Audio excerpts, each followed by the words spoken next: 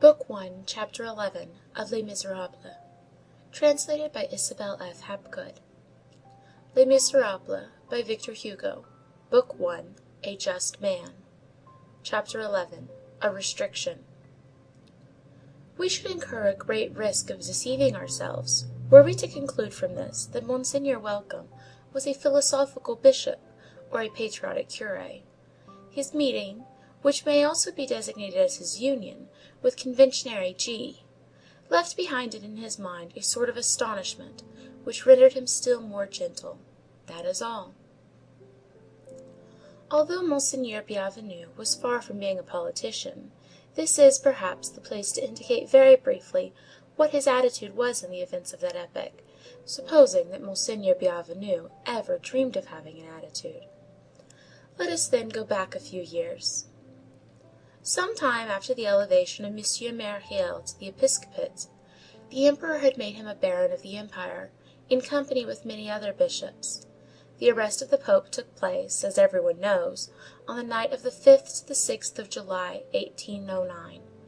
On this occasion, Monsieur Myriel was summoned by Napoleon to the synod of the bishops of France and Italy, convened at Paris. This synod was held at Notre Dame, and assembled for the first time on the 15th of June, 1811, under the presidency of Cardinal Fesch. Monsieur Myriel was one of the 95 bishops who attended it, but he was present only at one sitting, and at 3 or 4 private conferences. Bishop of a mountain diocese, living so very close to nature, in rusticity and deprivation, it appeared that he imported among these eminent personages ideas which altered the temperature of the assembly. He very soon returned to D—— He was interrogated as to this speedy return, and he replied, "I embarrassed them. The outside air penetrated to them through me. I produced on them the effect of an open door." On another occasion he said, "What would you have? Those gentlemen are princes. I am only a poor peasant bishop." The fact is that he displeased them.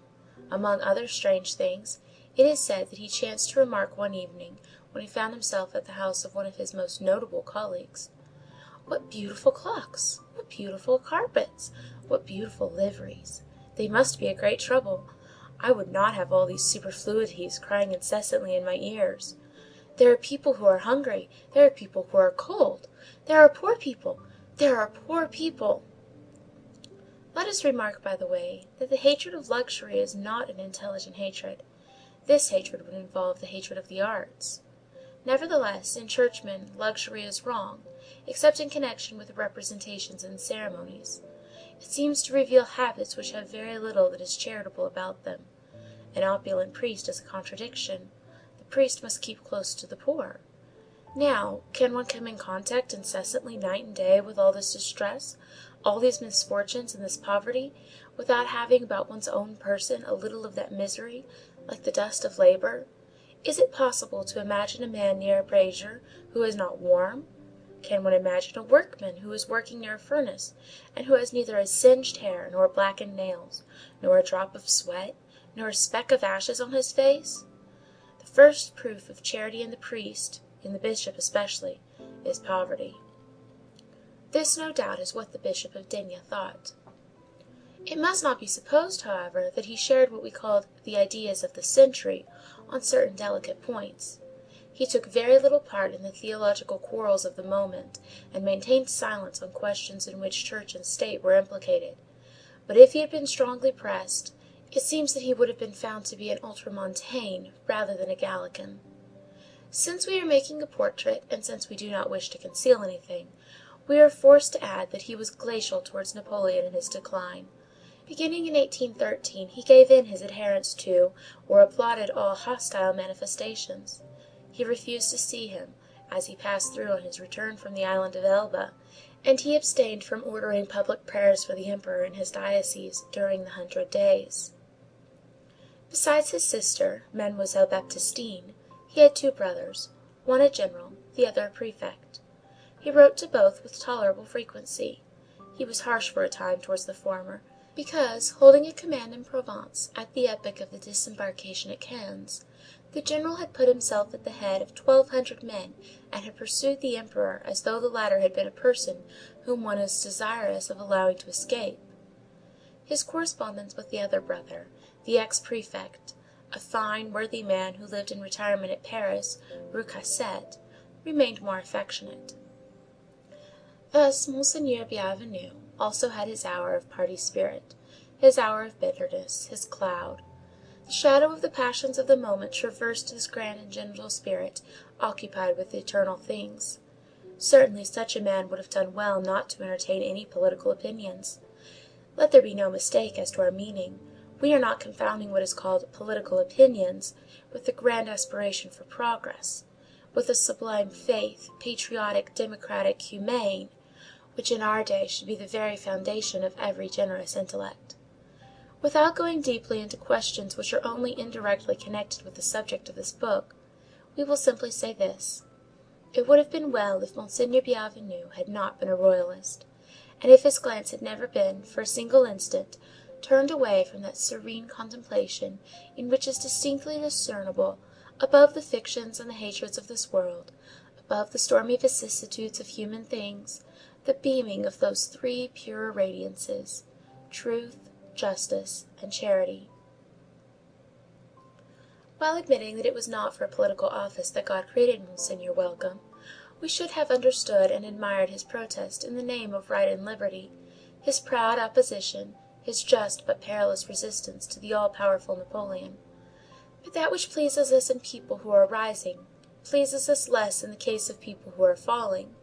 We only love the fray so long as there is danger, and in any case the combatants of the first hour have alone the right to be the exterminators of the last. He who has not been a stubborn accuser in prosperity should hold his peace in the face of ruin. The denunciator of success is the only legitimate executioner of the fall. As for us, when Providence intervenes and strikes, we let it work. 1812 commenced to disarm us.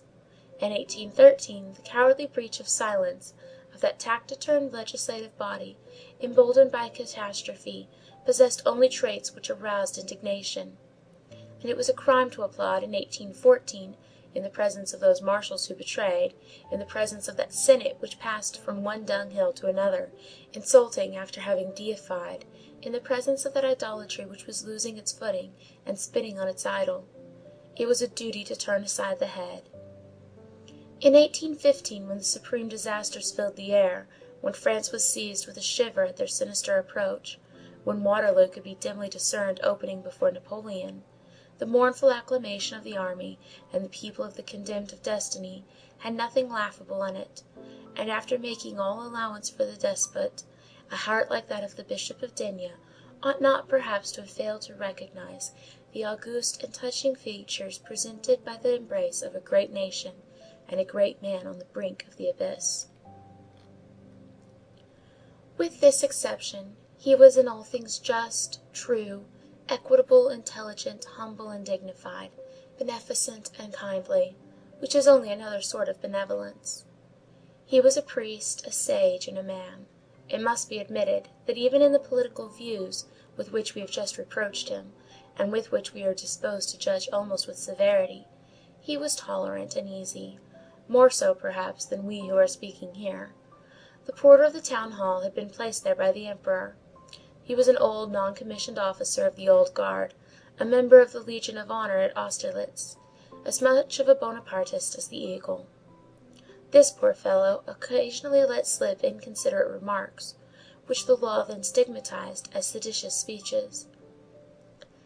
After the imperial profile disappeared from the Legion of Honor, he never dressed himself in his regimentals, as he said, so that he would not be obliged to wear his cross. He had himself devoutly removed the imperial effigy from the cross which Napoleon had given him. This made a hole, and he would not put anything in its place. "I will die," he said, "rather than wear the 3 frogs upon my heart." He liked to scoff aloud at Louis XVIII.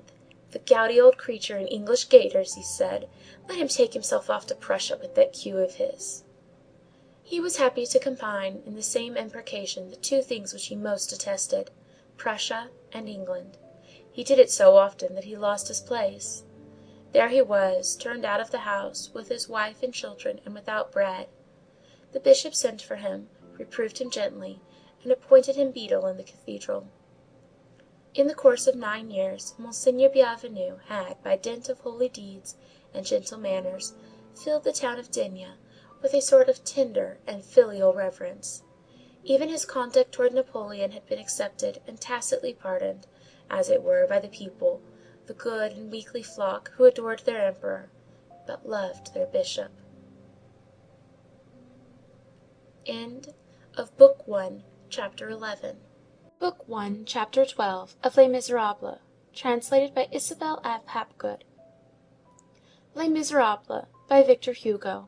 Book 1, A Just Man. Chapter 12, The Solitude of Monseigneur Welcome. A bishop is almost always surrounded by a full squadron of little abbés, just as a general is by a covey of young officers.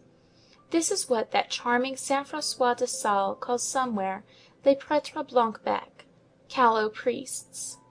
Every career has its aspirants, who form a train for those who have attained eminence in it. There is no power which has not its dependents. There is no fortune which has not its court. The seekers of the future eddy around the splendid present. Every metropolis has its staff of officials. Every bishop who possesses the least influence has about him his patrol of cherubim from the seminary, which goes the round and maintains good order in the episcopal palace, and mounts guard over Monseigneur's smile. To please a bishop is equivalent to getting one's foot in the stirrup for a subdiaconate. It is necessary to walk one's path discreetly. The apostleship did not disdain canonship. Just as there are bigwigs everywhere, there are big mitres in the church. These are the bishops who stand well at court, who are rich, well endowed, skilful, accepted by the world, who know how to pray, no doubt, but who know also how to beg, who feel little scruple at making a whole diocese dance attendance in their person, who are connecting links between the sacristy and diplomacy, who are abbés rather than priests, prelates rather than bishops. Happy those who approach them. Being persons of influence, they create a shower about them, upon the assiduous and the favored, and upon all the young men who understand the art of pleasing, of large parishes, prebends, archdiaconates, chaplaincies, and cathedral posts, while awaiting episcopal honors. As they advance themselves, they cause their satellites to progress also. It is a whole solar system on the march. Their radiance casts a gleam of purple over their suite. Their prosperity is crumbled up behind the scenes into nice little promotions. The larger the diocese of the patron, the fatter the curacy for the favorite. And then there is Rome. A bishop who understands how to become an archbishop who knows how to become a cardinal, carries you with him as conclavist. You enter a court of papal jurisdiction, you receive the pallium, and behold, you are an auditor, then a papal chamberlain, then Monseigneur, and from a grace to an eminence is only a step, and between the eminence and the holiness there is but the smoke of a ballot. Every skull-cap may dream of the tiara. The priest is nowadays the only man who can become a king in a regular manner. And what a king! The supreme king! Then what a nursery of aspirations is a seminary! How many blushing choristers, how many youthful abbés bear on their heads parrots' pot of milk! Who knows how easy it is for ambition to call itself vocation? In good faith, perchance, and deceiving itself, devotee that it is. Monseigneur Bienvenu, poor, humble, retiring, was not accounted among the big mitres. This was plain for the complete absence of young priests about him.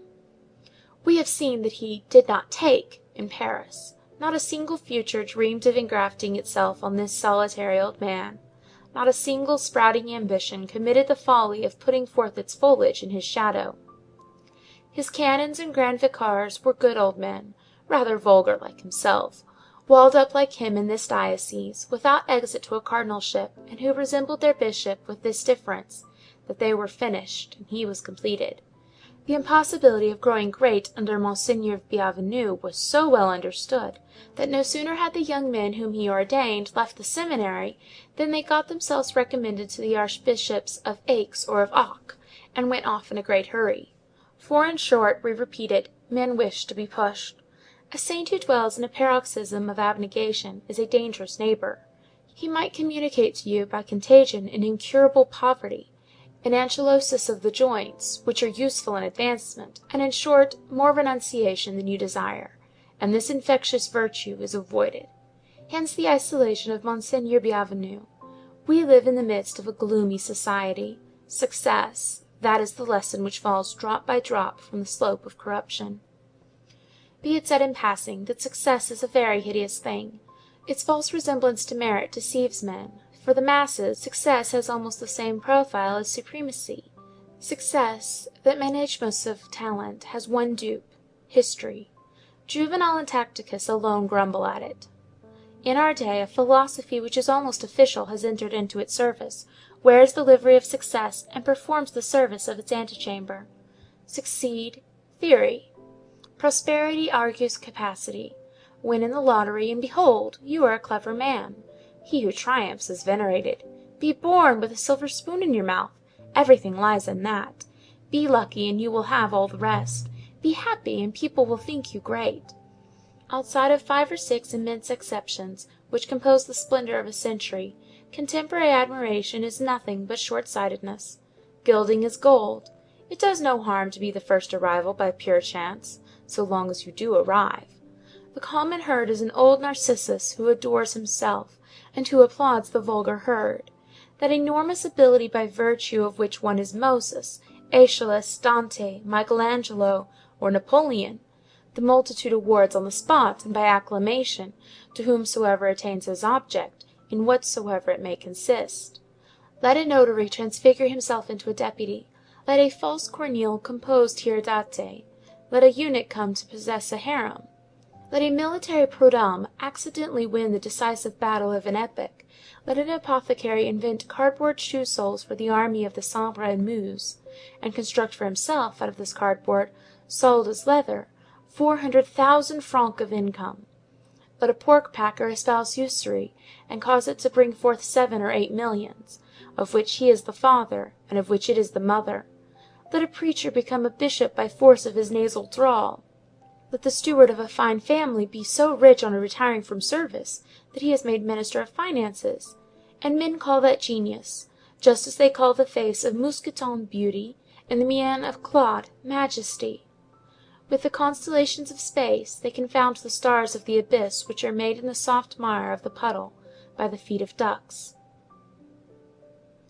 End of Book 1, Chapter 12.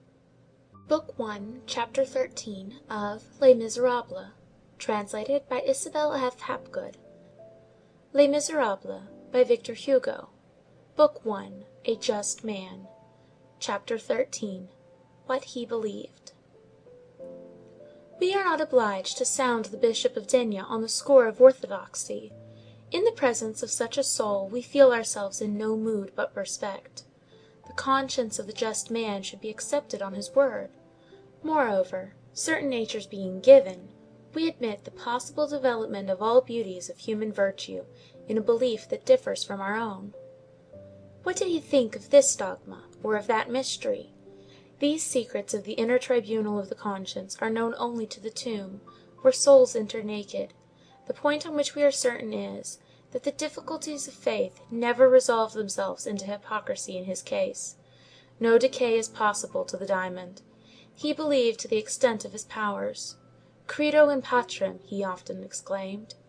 Moreover, he drew from good works that amount of satisfaction which suffices to the conscience, and which whispers to a man, "Thou art with God." The point on which we consider it our duty to note is, that outside of and beyond his faith, as it were, the bishop possessed an excess of love. It was in that quarter, quia multum amavit, because he loved much, that he was regarded as vulnerable by serious men, grave persons, and reasonable people, favorite locutions of our sad world, where egotism takes its word of command from pedantry. What was this excess of love? It was a serene benevolence which overflowed men, as we have already pointed out, and which on occasion extended even to things. He lived without disdain. He was indulgent towards God's creation. Every man, even the best, has within him a thoughtless harshness which he reserves for animals. The Bishop of D—— had none of that harshness, which is peculiar to many priests, nevertheless. He did not go as far as the Brahmin, but he seemed to have weighed this saying of Ecclesiastes, "Who knoweth whither the soul of the animal goeth?" Hideousness of aspect, deformity of instinct, troubled him not, and did not arouse his indignation. He was touched, almost softened by them; it seemed as though he went thoughtfully away to seek beyond the bounds of life which is apparent, the cause, the explanation, or the excuse for them. He seemed at times to be asking God to commute these penalties. He examined without wrath, and with the eye of a linguist who is deciphering a palimpsest, that portion of chaos which still exists in nature. This reverie sometimes caused him to utter odd sayings. One morning he was in his garden, and thought himself alone, but his sister was walking behind him, unseen by him. Suddenly he paused and gazed at something on the ground. It was a large, black, hairy, frightful spider. His sister heard him say, "Poor beast! It was not his fault." Why not mention these almost divinely childish sayings of kindness? Puerile they may be, but these sublime puerilities were peculiar to Saint Francis d'Assisi and of Marcus Aurelius. One day he sprained his ankle in his effort to avoid stepping on an ant. Thus lived this just man. Sometimes he fell asleep in his garden, and then there was nothing more venerable possible. Monseigneur Bienvenu had formerly been, if the stories anent his youth, and even in regard to his manhood, were to be believed, a passionate and possibly a violent man. His universal suavity was less an instinct of nature than the result of a grand conviction which had filtered into his heart through the medium of life, and had trickled there slowly, thought by thought, for in a character, as in a rock, there may exist apertures made by drops of water. These hollows are uneffaceable, these formations are indestructible. In 1815, as we think we have already said, he reached his 75th birthday, but he did not appear to be more than 60. He was not tall, he was rather plump, and in order to combat this tendency, he was fond of taking long strolls on foot. His step was firm, and his form was but slightly bent, a detail from which we do not pretend to draw any conclusion. Gregory XVI., at the age of 80, held himself erect and smiling, which did not prevent him from being a bad bishop. Monseigneur Welcome had what the people term a fine head, but so amiable was he that they forgot that it was fine. When he conversed with that infantile gaiety which was one of his charms, and of which we have already spoken, people felt at their ease with him, and joy seemed to radiate from his whole person. His fresh and ruddy complexion, his very white teeth, all of which he had preserved, and which were displayed by his smile, gave him that open and easy air which caused the remark to be said of a man, "He is a good fellow," and of an old man, "He is a fine man." That, it will be recalled, was the effect which he produced upon Napoleon. On the first encounter, and to one who saw him for the first time, he was nothing, in fact, but a fine man. But if one remained near him for a few hours, and beheld him in the least degree pensive, the fine man became gradually transfigured, and took on some imposing quality, I know not what. His broad and serious brow, rendered august by his white locks, became august also by virtue of meditation; majesty radiated from his goodness, though his goodness ceased not to be radiant. One experienced something of the emotion which one would feel on beholding a smiling angel slowly unfold his wings, without ceasing to smile. Respect, an unutterable respect, penetrated you by degrees and mounted to your heart, and one felt that one had before him one of those strong, thoroughly tried and indulgent souls, where thought is so grand that it can no longer be anything but gentle. As we have seen, prayer, the celebration of the offices of religion, almsgiving, the consolation of the afflicted, the cultivation of a bit of land, fraternity, frugality, hospitality, renunciation, confidence, study, work, filled every day of his life. Filled is exactly the word. Certainly the bishop's day was quite full to the brim of good words and good deeds.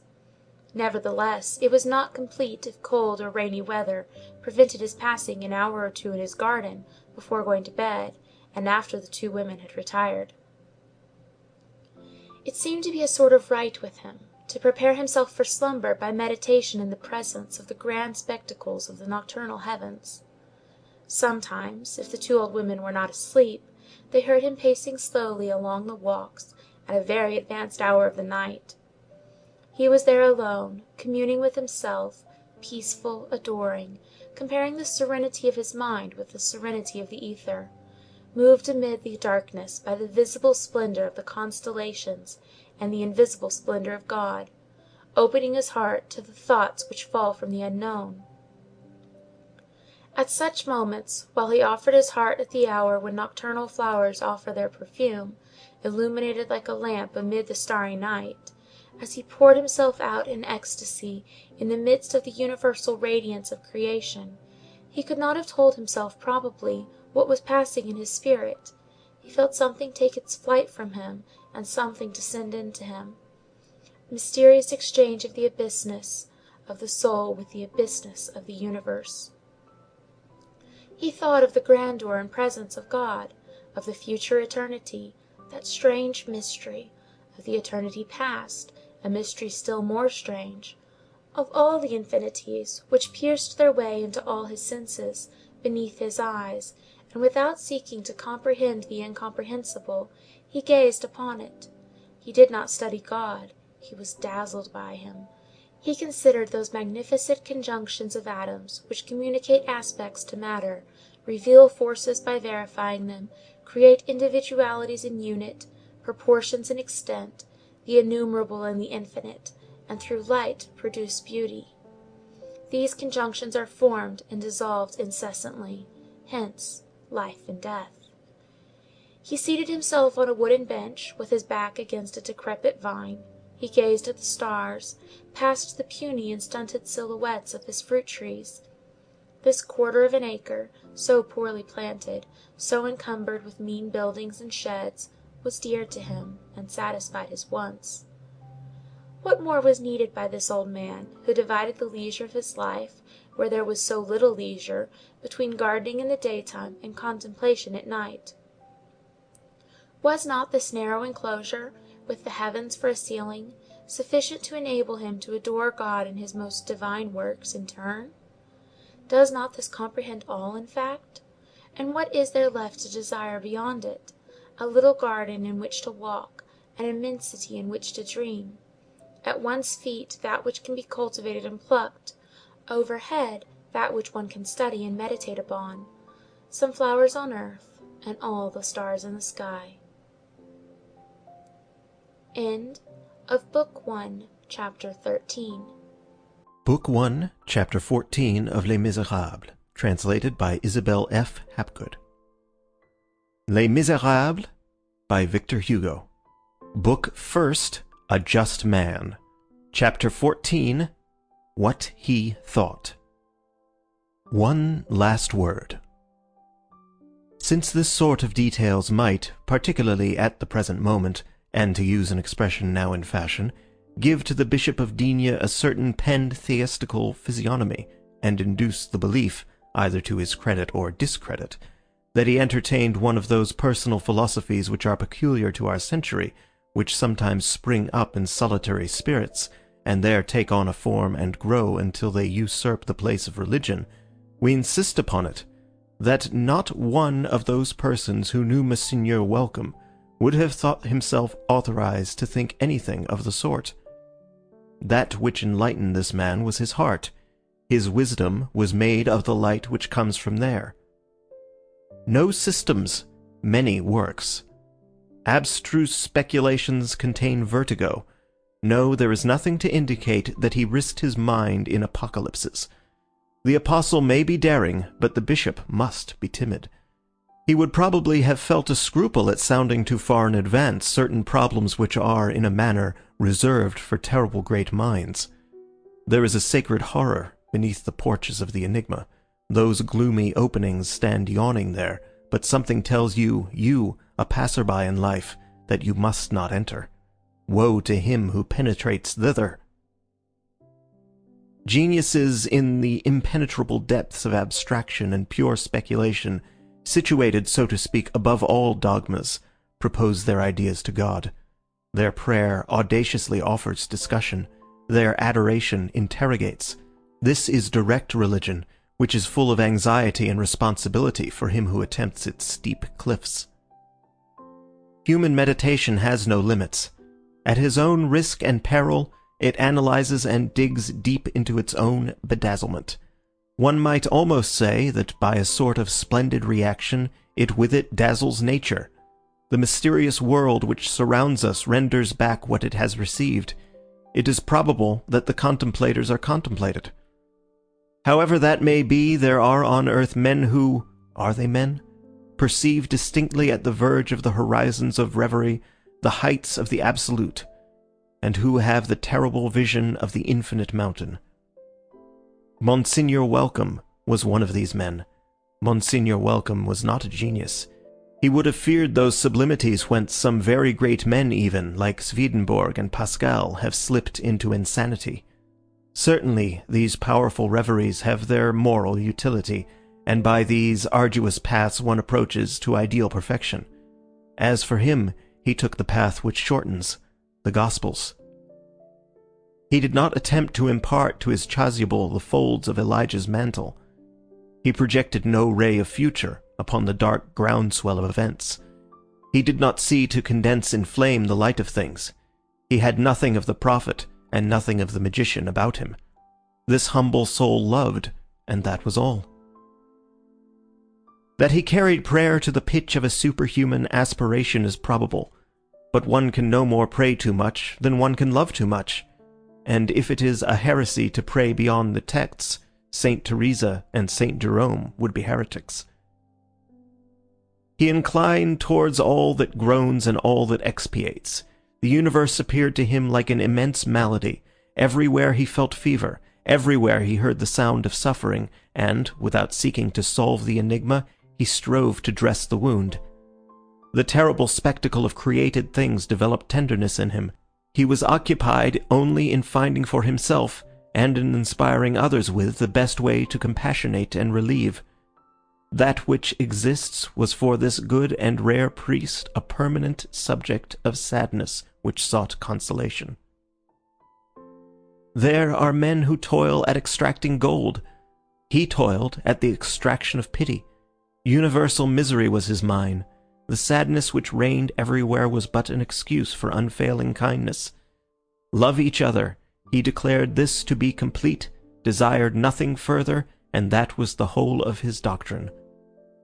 One day that man who believed himself to be a philosopher, the senator who has already been alluded to, said to the bishop, "Just survey the spectacle of the world.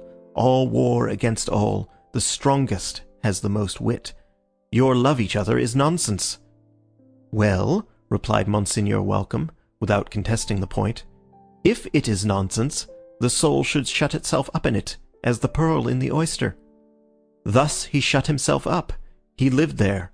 He was absolutely satisfied with it, leaving on one side the prodigious questions which attract and terrify, the fathomless perspectives of abstraction, the precipices of metaphysics, all those profundities which converge, for the apostle in God, for the atheist in nothingness, destiny, good and evil, the way of being against being, the conscience of man, the thoughtful somnambulism of the animal, the transformation in death, the recapitulation of existences which the tomb contains, the incomprehensible grafting of successive loves on the persistent I, the essence, the substance, the Nile and the ends, the soul, nature, liberty, necessity, perpendicular problems, sinister obscurities where lean the gigantic archangels of the human mind, formidable abysses which Lucretius, Manu, St. Paul, Dante contemplate with eyes flashing lightning, which seems by its steady gaze on the infinite to cause stars to blaze forth there.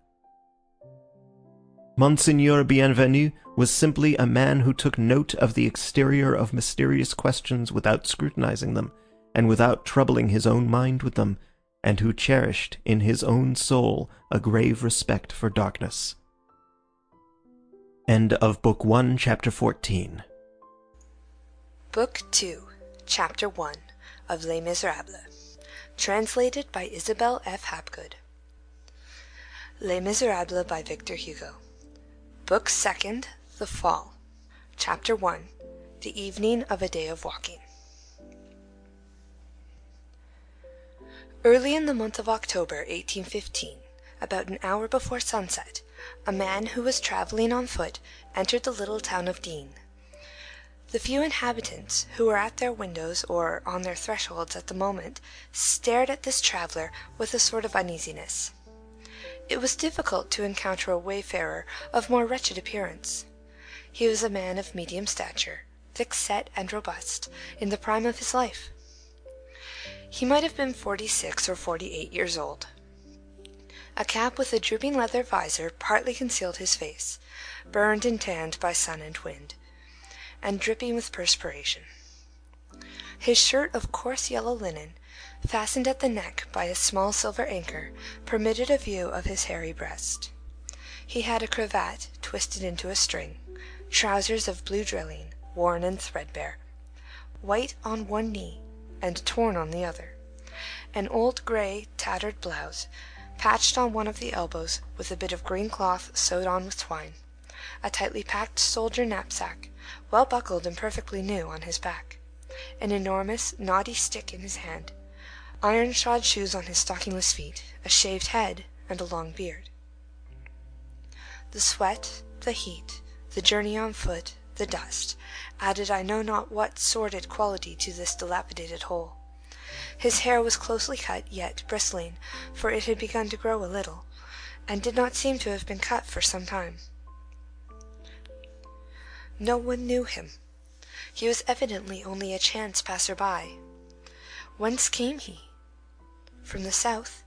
From the seashore, perhaps, for he made his entrance into D by the same street which, 7 months previously, had witnessed the passage of the Emperor Napoleon on his way from Cannes to Paris. This man must have been walking all day. He seemed very much fatigued. Some women of the ancient market town, which is situated below the city, had seen him pause beneath the trees of the boulevard Gassendi, and drink at the fountain which stands at the end of the promenade. He must have been very thirsty, for the children who followed him saw him stop again for a drink 200 paces further on, at the fountain in the market-place. On arriving at the corner of the Rue Poichevert, he turned to the left and directed his steps toward the town hall. He entered, then came out a quarter of an hour later. A gendarme was seated near the door, on the stone bench which General Drouot had mounted on the 4th of March, to read to the frightened throng of the inhabitants of D the proclamation of the Gulf Juan. The man pulled off his cap, and humbly saluted the gendarme. The gendarme, without replying to his salute, stared attentively at him, followed him for a while with his eyes, and then entered the town hall. There then existed at D a fine inn at the sign of the Cross of Colbas. This inn had for a landlord a certain Jacquin Labarre, a man of consideration in the town on account of his relationship to another Labarre, who kept the inn of the Three Dauphins in Grenoble, and had served in the Guides. At the time of the Emperor's landing, many rumors had circulated throughout the country with regard to this inn of Three Dauphins. It is said that General Bertrand, disguised as a carter, had made frequent trips thither in the month of January, and that he had distributed crosses of honor to the soldiers and handfuls of gold to the citizens. The truth is, that when the Emperor entered Grenoble, he had refused to install himself at the hotel of the prefecture. He had thanked the mayor, saying, "I am going to the house of a brave man of my acquaintance," and he had betaken himself to the Three Dauphins. This glory of the Labarre of the Three Dauphins was reflected upon the Labarre of the Cross de Colbas, at a distance of 25 leagues. It was said of him in town, "That is the cousin of the men of Grenoble." The man bent his steps towards this inn, which was the best in the countryside. He entered the kitchen, which opened on a level with the street. All the stoves were lighted, a huge fire blazed gaily in the fireplace. The host, which was also the chief cook, was going from one stewpan to another, very busily superintending an excellent dinner designed for the wagoners, whose loud talking, conversation, and laughter were audible from the adjoining apartment. Anyone who has travelled knows that there is no one who indulges in better cheer than wagoners. A fat marmot, flanked by white partridges and heathercocks, was turning on a long spit before the fire. On the stove, 2 huge carps from Lake Cosette and a trout from Lake Alloz were cooking. The host heard the door open, and, seeing a newcomer enter, said, without raising his eyes from his stoves, "What do you wish, sir?" "Food and lodging," said the man. "Nothing easier," replied the host. At that moment he turned his head, took in the traveller's appearance with a single glance, and added, "by paying for it." The man drew a large leather purse from the pocket of his blouse and answered, "I have money." "In that case we are at your service," said the host. The man put his purse back in his pocket, removed his knapsack from his back, put it on the ground near the door, retained his stick in his hand, and seated himself on a low stool close to the fire. D is in the mountains. The evenings are cold there in October. But as the host went back and forth, he scrutinized the traveller. "Will dinner be ready soon?" said the man. "Immediately," replied the landlord. While the newcomer was warming himself before the fire with his back turned, the worthy host, Jacquin Labarre, drew a pencil from his pocket, then tore off the corner of an old newspaper which was lying on a small table near the window. On the white margin he wrote a line or two, folded it without sealing, and then entrusted this scrap of paper to a child who seemed to serve him in the capacity both of scullion and lackey. The landlord whispered a word in the scullion's ear, and the child set off at a run in the direction of the town hall. The traveller saw nothing of all this. Once more he inquired, "Will dinner be ready soon?" "Immediately," responded the host. The child returned. He brought back the paper. The host unfolded it eagerly, like a person who is expecting a reply. He seemed to read it attentively, then tossed his head and remained thoughtful for a moment. Then he took a step in the direction of the traveller, who appeared to be immersed in reflections which were not very serene. "I cannot receive you, sir," said he. The man half rose. "What? Are you afraid that I will not pay you? Do you want me to pay you in advance? I have money, I tell you." "It is not that." "What then?" "You have money." "Yes," said the man. "And I," said the host, "have no room." The man resumed tranquilly, "Put me in the stable." "I cannot." "Why?" "The horses take up all the space." "Very well," retorted the man. "A corner of the loft, then, a truss of straw. We will see about that after dinner." "I cannot give you any dinner." This declaration, made in a measured but firm tone, struck the stranger as grave. He rose. "Ah, bah! But I am dying of hunger. I have been walking since sunrise. I have travelled 12 leagues. I pay. I wish to eat." "I have nothing," said the landlord. The man burst out laughing, and turned towards the fireplace and the stoves. "Nothing, and all that." "All that is engaged." "By whom?" "By messieurs the wagoners." "How many are there of them?" 12. "There is enough food there for 20. They have engaged the whole of it and paid for it in advance." The man seated himself again, and said, without raising his voice, "I am at an inn. I am hungry, and I shall remain." Then the host bent down to his ear, and said in a tone that made him start, "Go away."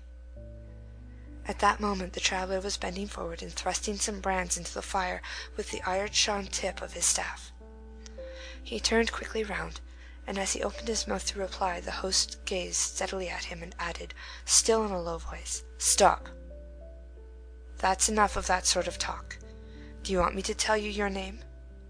Your name is Jean Valjean. Now do you want me to tell you who you are?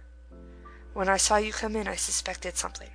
I sent to the town hall, and this was the reply that was sent to me. Can you read?" So saying, he held out to the stranger, fully unfolded, the paper which had just travelled from the inn to the town hall, and from the town hall to the inn. The man cast a glance upon it. The landlord resumed after a pause. I am in the habit of being polite to everyone. Go away." The man dropped his head, picked up the knapsack which he had deposited on the ground, and took his departure. He chose the principal street. He walked straight on at a venture, keeping close to the houses like a sad and humiliated man. He did not turn round a single time. Had he done so, he would have seen the host of the Cross of Colbas standing on his threshold, surrounded by all the guests of his inn and all the passers-by in the street, talking vivaciously and pointing him out with his finger, and, from the glances of terror and distrust cast by the group, he might have divined that his arrival would speedily come an event for the whole town. He saw nothing of all this. People who are crushed do not look behind them. They know but too well the evil fate which follows them.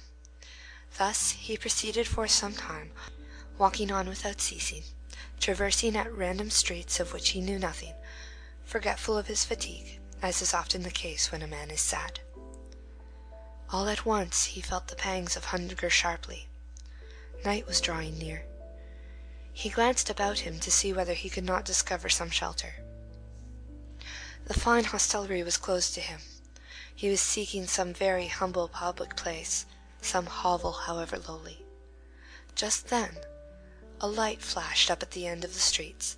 A pine branch, suspended from a cross-beam of iron, was outlined against the white sky of the twilight.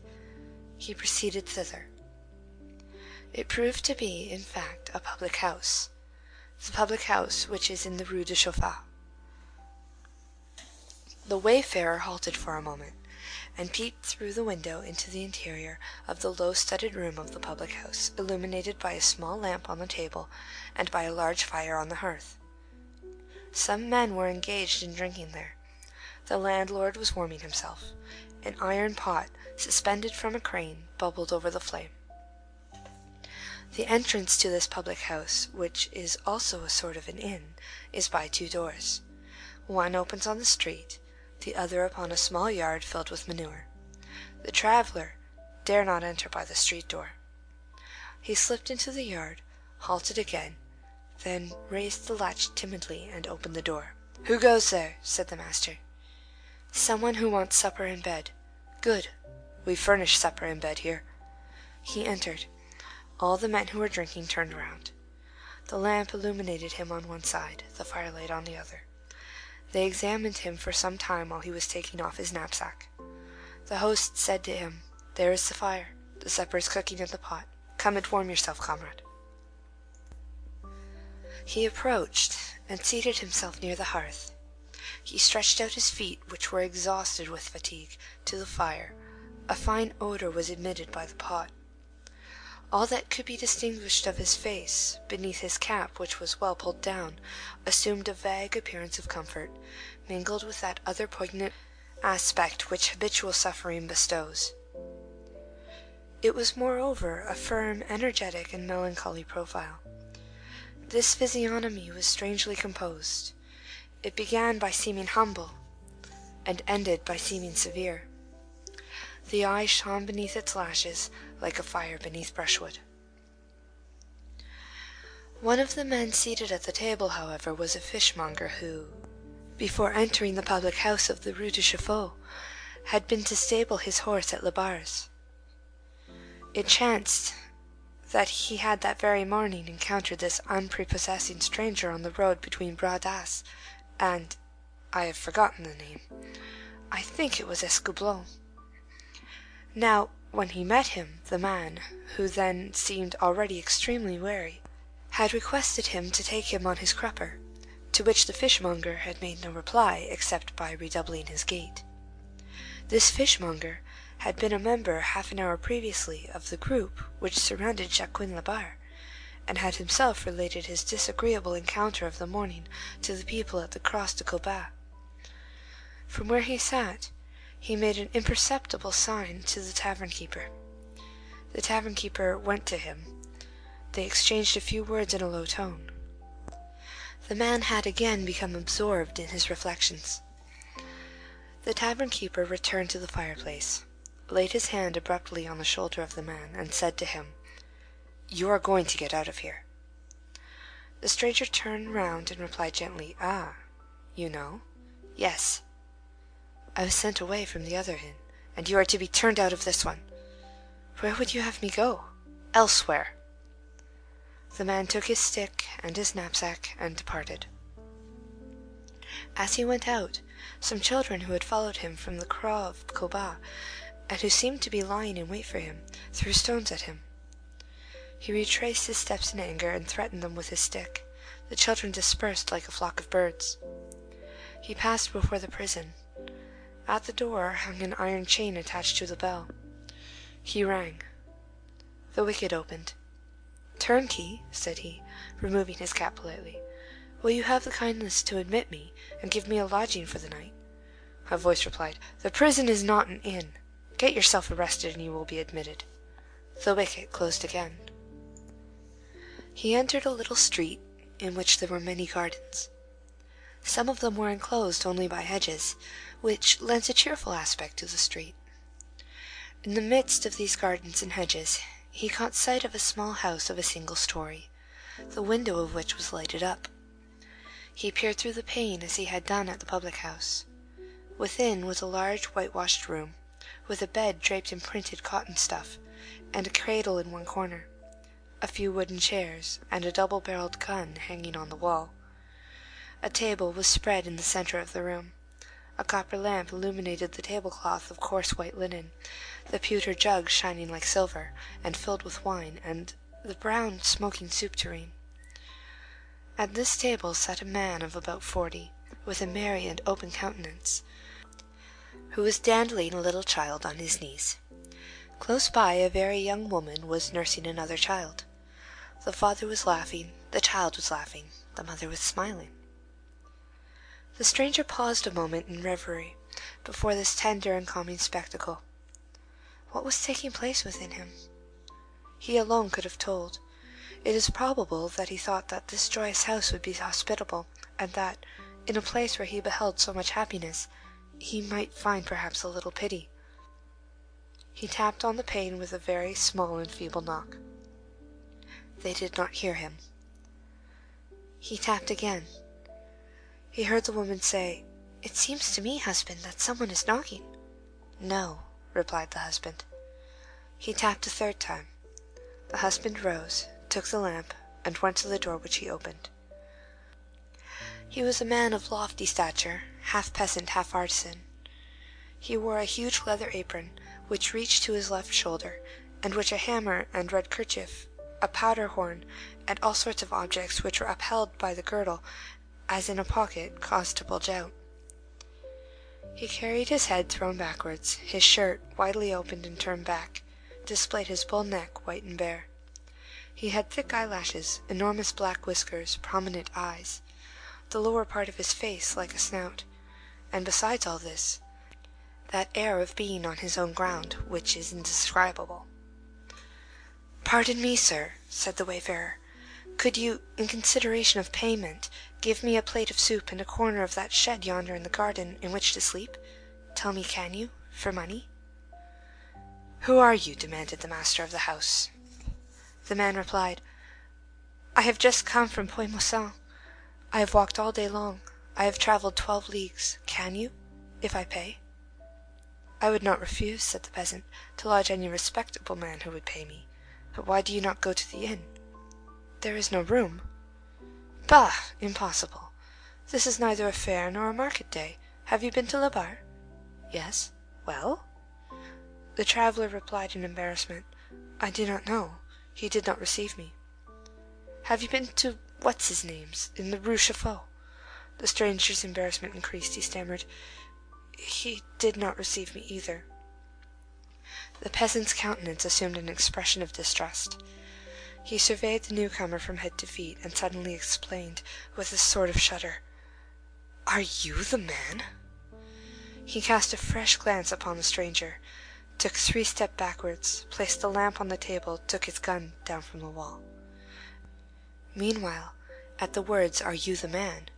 the woman had risen, had clasped her 2 children in her arms, and had taken refuge precipitately behind her husband, staring in terror at the stranger, with her bosom uncovered and with frightened eyes, as she murmured in a low tone, "Solmerod!"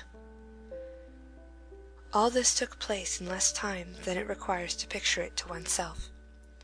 After having scrutinized the man for several minutes, as one scrutinizes a viper, the master of the house returned to the door and said, "Clear out." "For pity's sake, a glass of water," said the man. "A shot from my gun," said the peasant. Then he closed the door violently, and the man heard him shoot 2 large bolts. A moment later the window shutter was closed, and the sound of a bar of iron which was placed against it was audible outside. Night continued to fall. A cold wind from the Alps was blowing. By the light of the expiring day, the stranger perceived, in one of the gardens which bordered the street, a sort of hut, which seemed to him to be built of sods. He climbed over the wooden fence resolutely, and found himself in the garden. He approached the hut. Its door consisted of a very low and narrow aperture, and it resembled those buildings which road laborers construct for themselves along the roads. He thought without doubt that it was, in fact, the dwelling of a road laborer. He was suffering from cold and hunger, but this was, at least, a shelter from the cold.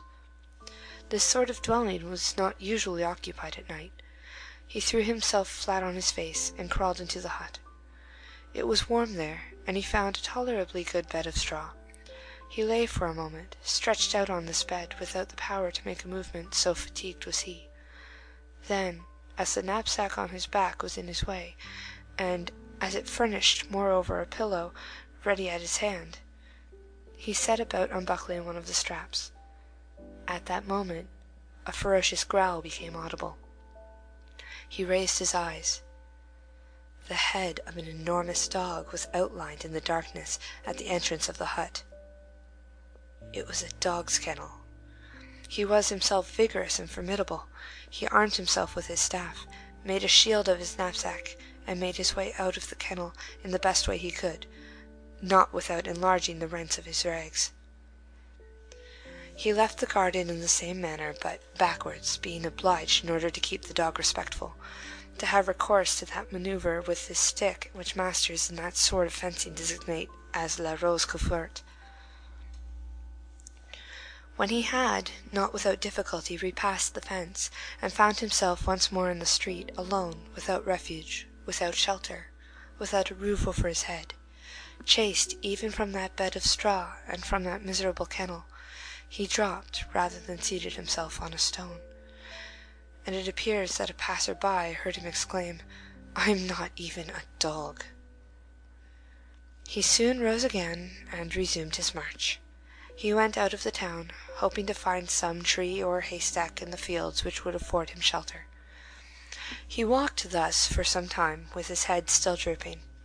When he felt himself far from every human habitation, he raised his eyes and gazed searchingly around him. He was in a field. Before him was one of those low hills covered with close-cut stubble which, after the harvest, resembled shaved heads. The horizon was perfectly black. This was not alone the obscurity of night. It was caused by very low-hanging clouds, which seemed to rest upon the hill itself, and which were mounting and filling the whole sky. Meanwhile, as the moon was about to rise, and as there was still floating in the zenith a remnant of the brightness of twilight, these clouds formed at the summit of the sky a sort of whitish arch, whence a gleam of light fell upon the earth. The earth was thus better lighted than the sky, which produces a particularly sinister effect, and the hill, whose contour was poor and mean, was outlined vague and wan against the gloomy horizon. The whole effect was hideous, petty, lugubrious, and narrow. There was nothing in the field or on the hill except a deformed tree, which writhed and shivered a few paces distant from the wayfarer. This man was evidently very far from having those delicate habits of intelligence and spirit which render one sensible to the mysterious aspects of things. Nevertheless, there was something in that sky, in that hill, in that plain, in that tree, which was so profoundly desolate, that after a moment of immobility and reverie, He turned back abruptly. There are instants when nature seems hostile. He retraced his steps. The gates of D were closed. D, which had sustained sieges during the wars of religion, was still surrounded in 1815 by ancient walls flanked by square towers which have been demolished since. He passed through a breach and entered the town again. It might have been 8 o'clock in the evening. As he was not acquainted with the streets, he recommenced his walk at random. In this way he came to the prefecture, then to the seminary. As he passed through the cathedral square, he shook his fist at the church. At the corner of this square there is a printing establishment. It is there that the proclamations of the emperor and of the imperial guard to the army, brought from the island of Elba and dictated by Napoleon himself, were printed for the first time. Worn out with fatigue, and no longer entertaining any hope, he lay down on a stone bench which stands at the doorway of this printing office. At that moment an old woman came out of the church. She saw the man stretched out in the shadow. "What are you doing there, my friend?" said she. He answered harshly and angrily, "As you see, my good woman, I am sleeping." The good woman, who was well worthy the name, in fact was the Marquise de R. "On this bench," she went on. "I have had a mattress of wood for 19 years," said the man. "Today I have a mattress of stone." "You have been a soldier?" "Yes, my good woman, a soldier." "Why do you not go to the inn?" "Because I have no money." "Alas!" said the Madame de R. "I have only 4 sous in my purse." "Give it to me all the same." The man took the 4 sous. Madame de R. continued, "You cannot obtain lodgings in an inn for so small a sum. But have you tried? It is impossible for you to pass the night thus. You are cold and hungry, no doubt.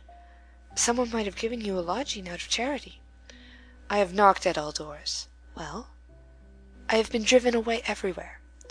The good woman touched the man's arm, and pointed out to him on the other side of the street a small low house, which stood beside the bishop's palace.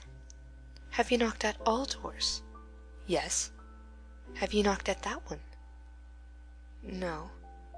"Knock there." End of Book 2, Chapter 1. Book 2, Chapter 2 of Les Misérables, translated by Isabel F. Hapgood. Les Misérables by Victor Hugo. Book 2, The Fall. Chapter 2, Prudence Counselled to Wisdom. That evening the Bishop of D, after his promenade through the town, remained shut up rather late in his room. He was busy over a great work on duties, which was never completed, unfortunately.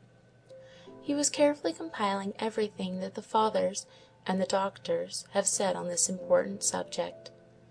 His book was divided into 2 parts.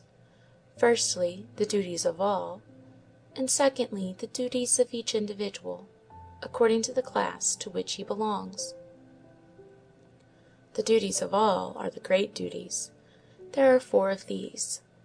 St. Matthew points them out. Duties toward God, Matthew 6. Duties towards oneself, Matthew 5, 29 and 30. Duties towards one neighbor, Matthew 7, 12.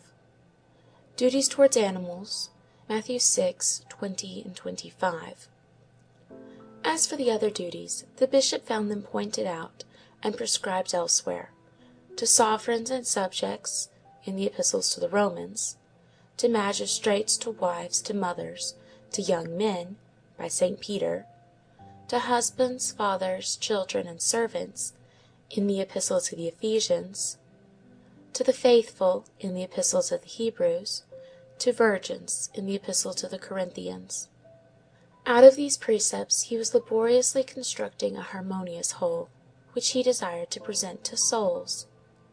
At 8 o'clock he was still at work, writing with a good deal of inconvenience, upon little squares of paper, with a big book open on his knees, when Madame Magloire entered, according to her wont, to get the silverware from the cupboard near his bed. A moment later the Bishop, knowing that the table was set, and that his sister was probably waiting for him, shut his book, rose from his table, and entered the dining-room.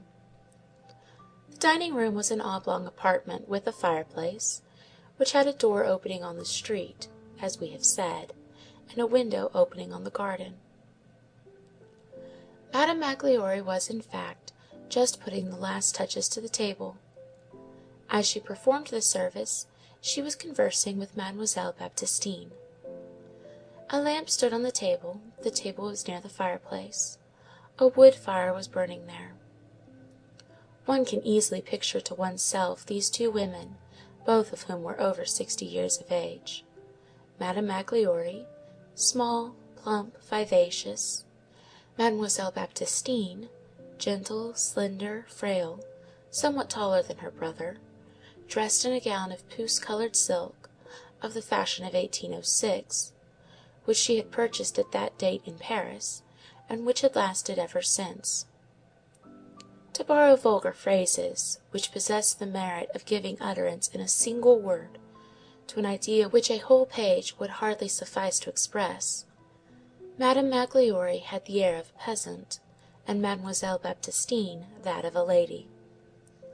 Madame Magloire wore a white quilted cap, a gold Jeannette cross on a velvet ribbon upon her neck, the only bit of feminine jewelry that there was in the house, a very white fichu puffing out from a gown of coarse black woollen stuff, with large short sleeves, an apron of cotton cloth in red and green checks, knotted round the waist with a green ribbon, with a stomacher of the same attached by 2 pins at the upper corners, coarse shoes on her feet, and yellow stockings, like the women of Marseilles. Mademoiselle Baptistine's gown was cut on the patterns of 1806, with a short waist, a narrow sheath-like skirt, puffed sleeves, with flaps and buttons. She concealed her gray hair under a frizzed wig known as the baby wig. Madame Magloire had an intelligent, vivacious, and kindly air, the 2 corners of her mouth unequally raised, and her upper lip, which was larger than the lower, imparted to her a rather crabbed and imperious look. So long as Monseigneur held his peace, she talked to him resolutely with a mixture of respect and freedom; but as soon as Monseigneur began to speak, as we have seen, she obeyed passively like her mistress. Mademoiselle Baptistine did not even speak. She confined herself to obeying and pleasing him. She had never been pretty, even when she was young.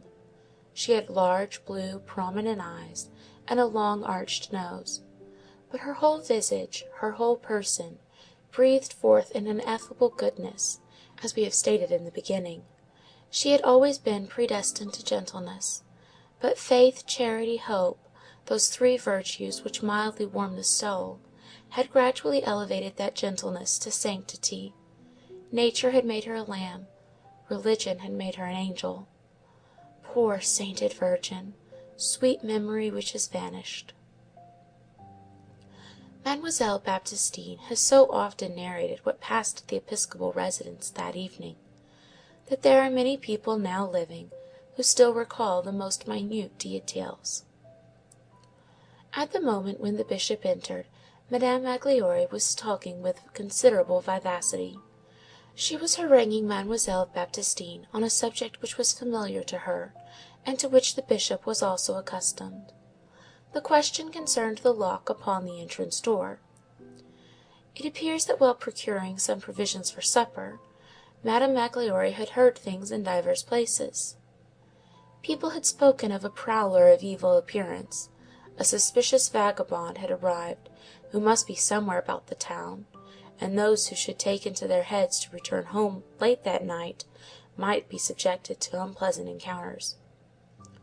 The police was very badly organized, moreover, because there was no love lost between the prefect and the mayor, who sought to injure each other by making things happen. It behooved wise people to play the part of their own police, and to guard themselves well, and care must be taken to duly close, bar, and barricade their houses, and to fasten the doors well. Madame Magloire emphasized these last words. But the Bishop had just come from his room, where it was rather cold.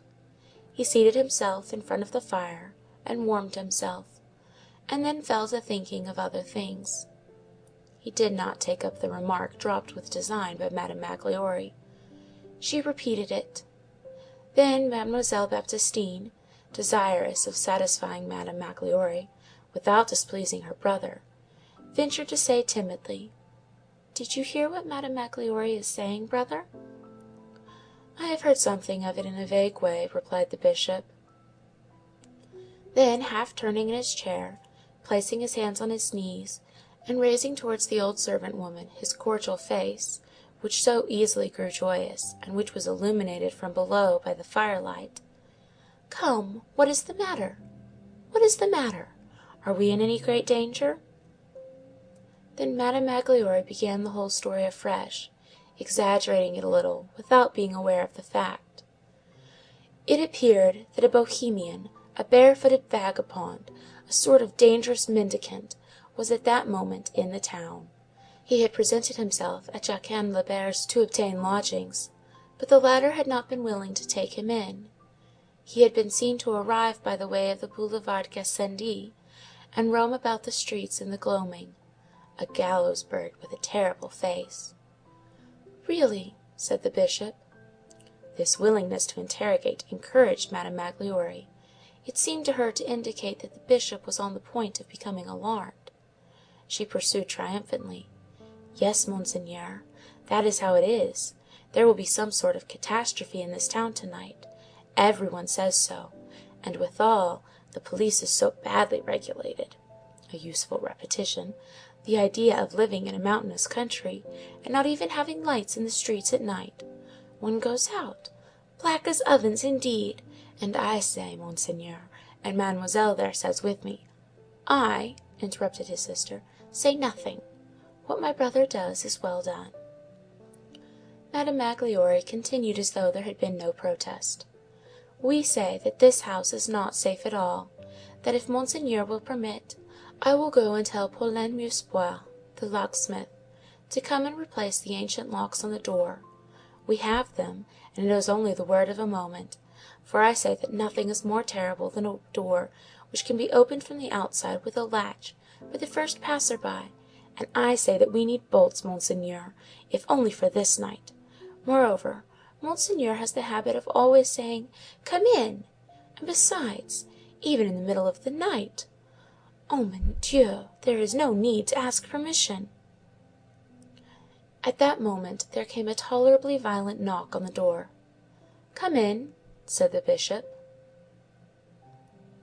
End of Book 2, Chapter 2. Book 2, Chapter 3 of Les Misérables, translated by Isabel F. Hapgood. Les Misérables, by Victor Hugo. Book 2, The Fall.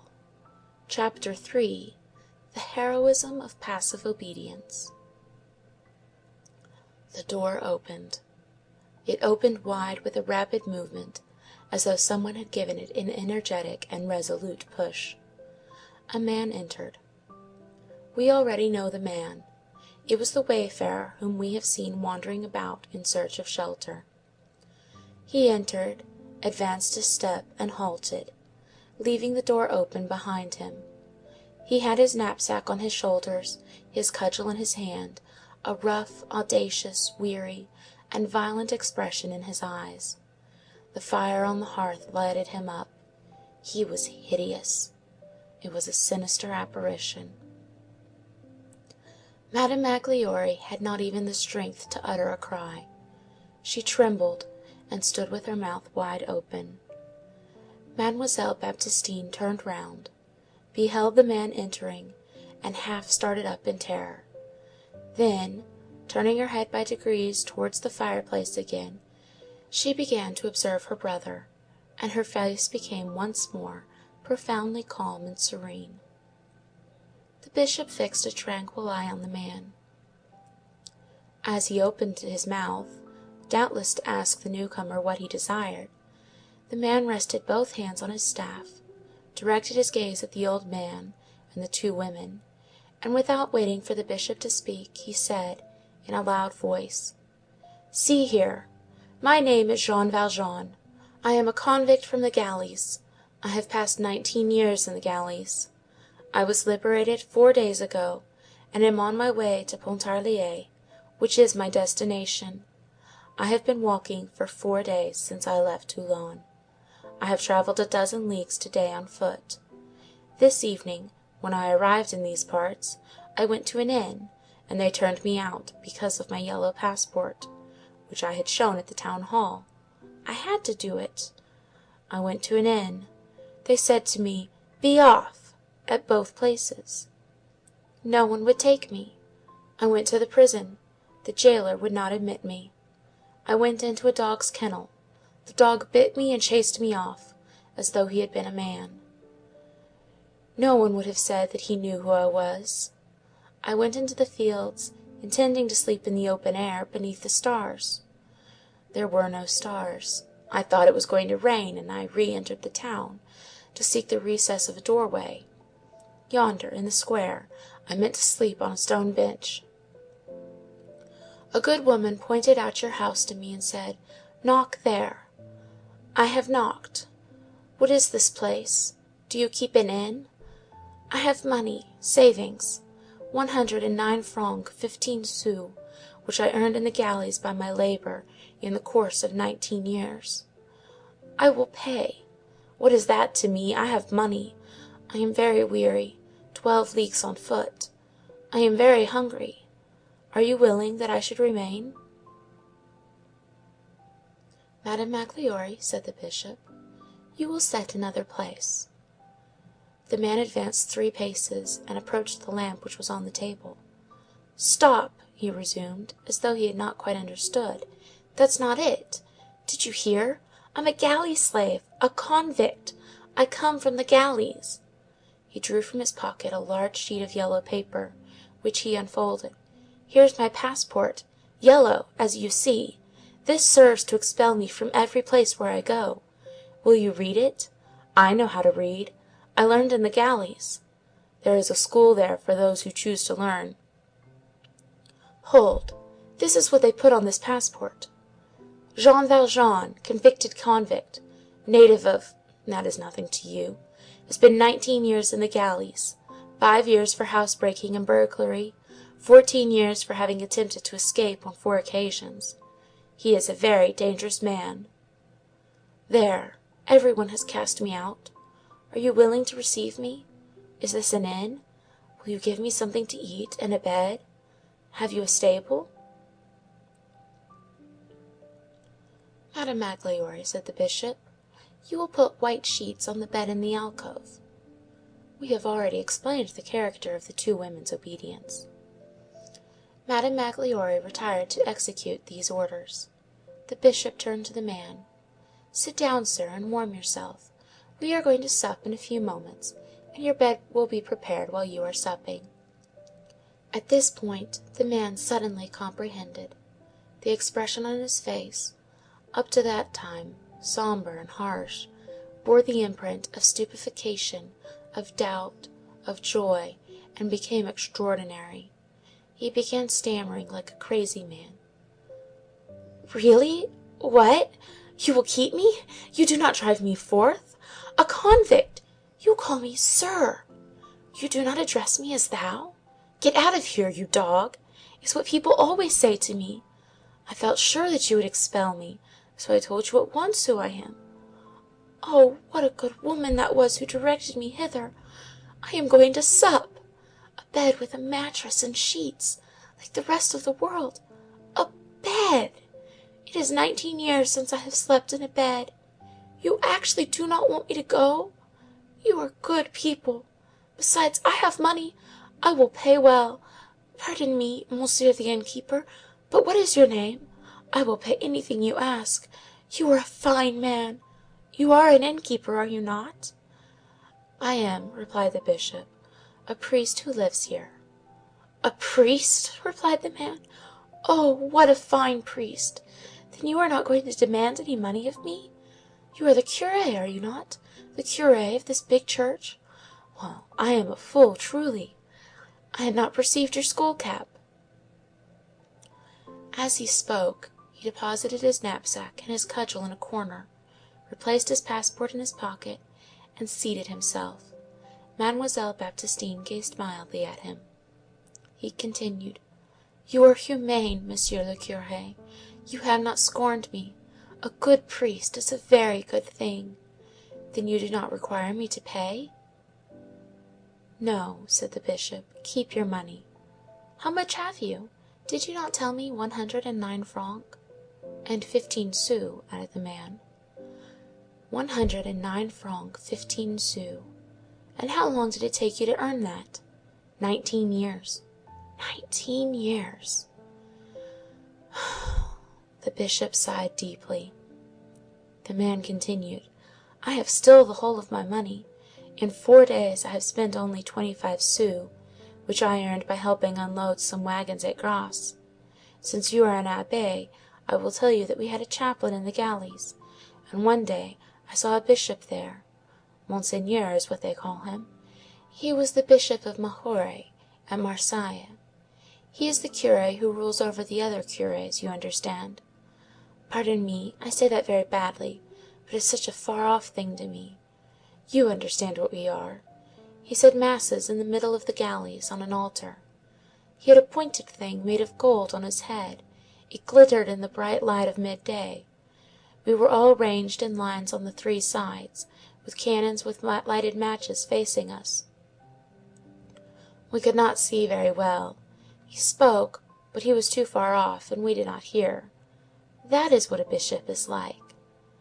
While he was speaking, the Bishop had gone and shut the door, which had remained wide open. Madame Magloire returned. She brought a silver fork and spoon, which she placed on the table.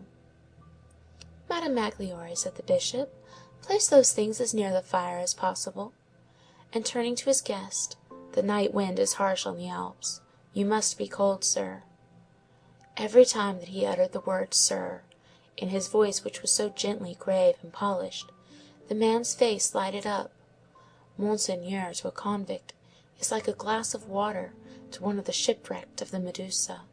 Ignominy thirsts for consideration. "This lamp gives a very bad light," said the Bishop.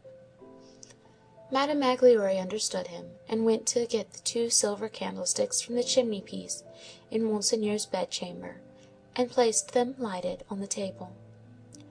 "Monsieur le Curé," said the man, "you are good. You do not despise me. You receive me into your house. You light your candles for me. Yet I have not concealed from you whence I come, and that I am an unfortunate man." The Bishop, who was sitting close to him, gently touched his hand. "You could not help telling me who you were. This is not my house. It is the house of Jesus Christ. This door does not demand of him who enters whether he has a name, but whether he has a grief.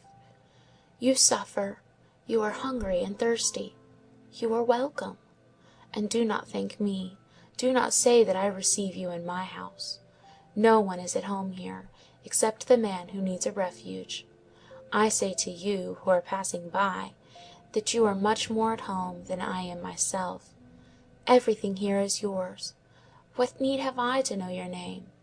Besides, before you told me, you had one which I knew." The man opened his eyes in astonishment. "Really? You knew what I was called?" "Yes," replied the Bishop. "You are called my brother." "Stop, Monsieur le Curé," exclaimed the man. "I was very hungry when I entered here, but you are so good that I no longer know what has happened to me." The Bishop looked at him and said, "You have suffered much." "Oh, the red coat, the ball on the ankle, a plank to sleep on, heat, cold, toil, the convicts, the thrashings, the double chain for nothing, the cell for one word, even sick and in bed, still the chain. Dogs, dogs are happier. 19 years. I am 46. Now there is the yellow passport. That is what it is like." Yes, resumed the bishop, you have come from a very sad place. Listen. There will be more joy in heaven over the tear-bathed face of a repentant sinner than over the white robes of 100 just men.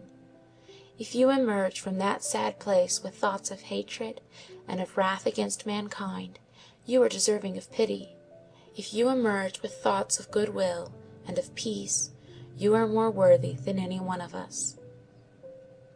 In the meantime, Madame Magloire had served supper. Soup, made with water, oil, bread, and salt. A little bacon, a bit of mutton, figs, a fresh cheese, and a large loaf of rye bread. She had, of her own accord, added to the bishop's ordinary fare a bottle of his old mauve wine.